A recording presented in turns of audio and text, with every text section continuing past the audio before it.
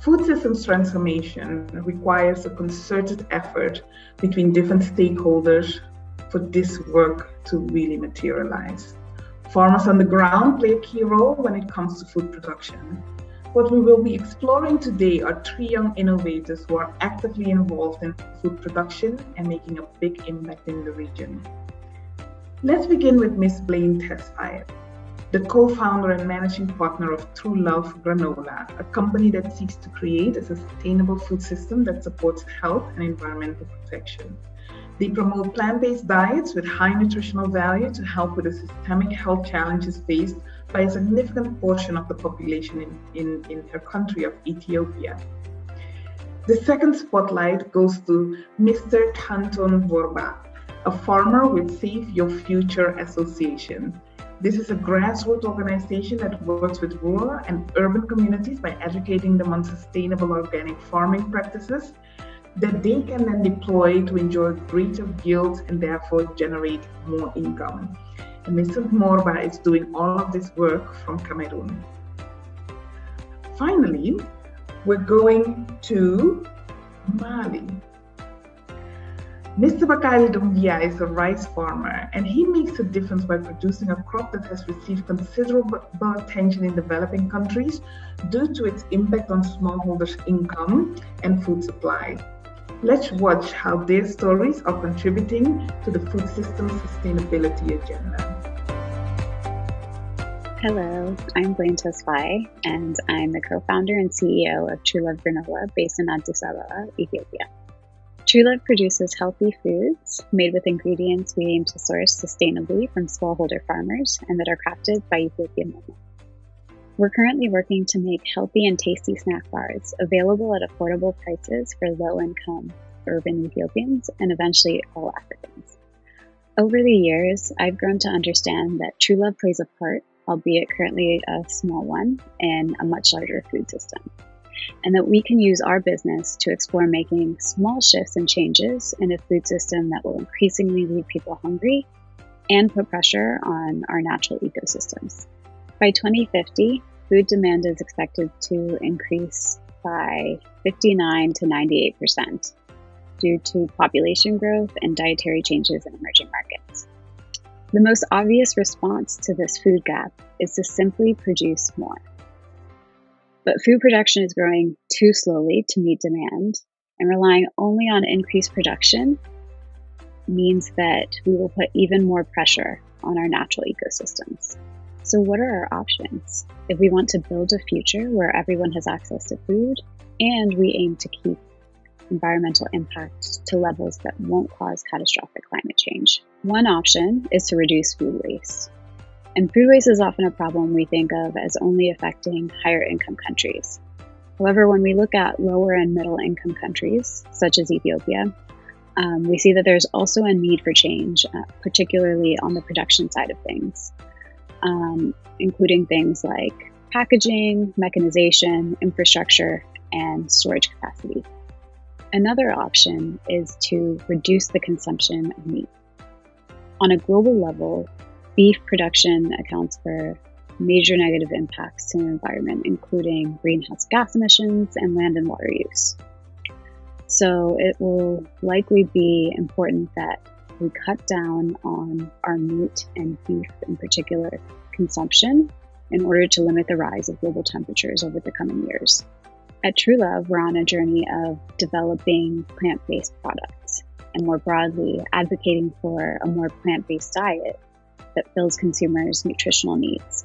Overall, True Love seeks to counter this movement in Ethiopia towards more unhealthy, low-cost processed foods by creating more convenient, affordable foods made with whole foods and that are minimally processed. So these are some small steps taken by one small business. However, small businesses manage 50% of the world's food economies. So when we work together, we have quite a large impact. And there's support that we need as small businesses from our governments, from NGOs, from funders, from the overall food industry and larger manufacturers, because it's only together that we can reorient towards a functioning, sustainable food system. Thank you. My name is Jodone Tanton Foba, popularly known as Farmer Tanto. I'm an Ashoka Fellow, farmer and grassroots environmental activist in Cameroon. I work with youths and low-income farmers, promoting sustainable agricultural practices, protection of water catchments, and building springs for clean water, horticulture, and landscape designs. My activities are innovative because I am introducing a solar hybrid dryer that uses solar energy to dry medicinal plants and vegetables, thereby helping to prevent post-harvest loss of garden produce. This is a hybrid solar dryer that was designed here in Cameroon, and we use this to dry our medicinal plants, our garden produce during period of abundance, and it helps to conserve the nutrients inside. So it uses energy from the sun, and we've also adapted a gas system so that in the rainy season, when there is not enough sunlight, we can put on the gas system in the house, and we can also dry a lot of garden produce. So energy from the sun heats this area, and hot air is taken into the chambers here, which is made of 2 compartments, and then we dry our produce inside here. And then there is a fan that helps to blow the air inside, and then it helps to cool down the temperature, and then it also helps to evaporate the moisture of the garden produce. Excess heat is generated from here through the chimney, and after 3 days all the produce gets dry. So you can use the hybrid solar dryer to dry all medicinal plants, to dry your garden vegetables like cabbages, leeks, spices, onions, carrots, and even drying mangoes. So we'll be introducing this to low-income farmers in rural communities, and this will help them to prevent post-harvest losses, and they'll be able to have dried garden produce in the dry season that they can sell to earn a lot of income. Also, I have built springs and wells so that there is availability of water for irrigation during the dry season. My innovation has contributed to the creation of over 800 gardens across my region and the construction of more than 60 water systems that provide potable water to over 50,000 people, and also water for irrigation and animal husbandry. In order to achieve sustainable food systems by 2030, we should focus on the following activities: soil conservation through the planting of agroforestry trees, vetiver grass to prevent erosion, and avoid using a lot of chemical fertilizers that depletes our African soils. We should be able to protect our water sources, especially water catchment areas that supply water for irrigation of our agricultural farms.